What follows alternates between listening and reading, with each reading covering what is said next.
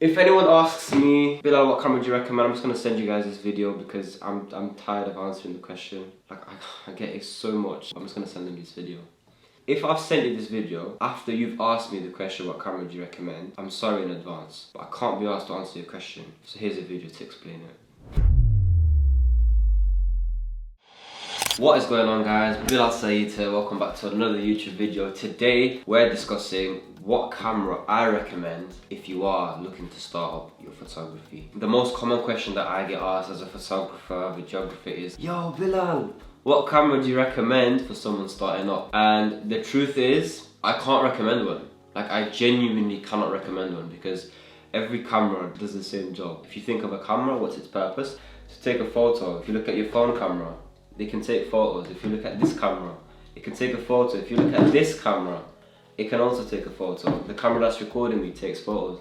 My laptop takes photos. Everything can take a photo. So the truth is, I cannot recommend a specific camera for beginners. The only thing I can say is what I've used, and that is something that I guess I recommend. I started my photography journey and I was gifted this camera by my mother. It's a Canon 750D EOS 750D DSLR camera, bog standard camera, between 300 and 350 pounds. Yeah, I mean it clicks a good photo. I was shooting with a 50mm 1.8 for the time that I was using it. I shot weddings, I shot promo videos, I shot brands, I shot my own Instagram posts, all on this camera. And to be fair, the comparison between this camera and my new cameras, my EOS R series cameras, only a professional will be able to tell the difference. What's more important in photography is how you as a photographer, you as a creative, direct and compose your photographs, your perception, your creative direction, your composition. In terms of cameras, what I would recommend, if you haven't got one, always use a mobile phone. Like the new phones, especially the iPhones, have amazing cameras. I currently have the iPhone 11 Pro.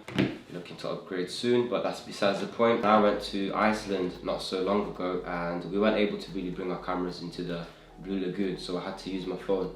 And these are some photos that I've taken with the iPhone 11 Pro on the Lightroom app as a DNG photograph. So you guys can see it's a good photograph taken on the iPhone, do you know what I mean? So it's not necessarily about what camera you're using, more so what you can offer as a photographer, how you compose an image. Again, the difference between these three pieces of equipment, of course they vary in quality, the lowest, the second highest to the highest in terms of quality, but you can make them all look the same if you just put your mind to it and you have that eye for detail. As I said, it doesn't matter what camera you start with as long as you have a camera. This is something that obviously most beginners are looking to purchase, which is the DSLR beginner's camera. But like I said, Nikon, Canon, Sony, Fujifilm, they will all have the same job. They'll all have the same kind of lenses, the same sort of sensors. Their sole purpose is to take a photo. It matters more when you want to do videography, but we'll cover that in another video. But for photography, it does not matter what camera you have. I can only recommend the Canon 750D because that's what I started with and I made a lot of business with it. So definitely recommend the Canon 750D. And then as and when you get your cameras, you'll know what cameras work best for you, what settings work best for you, and you'll then progress and get the next best thing for you, or whatever works for your style of photography. That sort of summarizes the video. I can't recommend one. Every single camera does the same job, including your phone, but I did start with the Canon 750D. Now I'm not saying it's the best one out there. It's what I started with and kick-started my photography journey. So that's what I would, I guess, recommend. But I can't say to you that's the best one. And the difference between a £300 camera and a £3,000 camera, if you're taking the photo in the correct manner, only a professional will be able to tell the difference. Like, it makes no difference in terms of photography. So don't be too fixated on what camera should I get. Rather, what can I do with what I've got? What budget have I got? Let me buy a camera with that budget. If you cannot afford a camera, your mobile phone does an amazing job at cameras.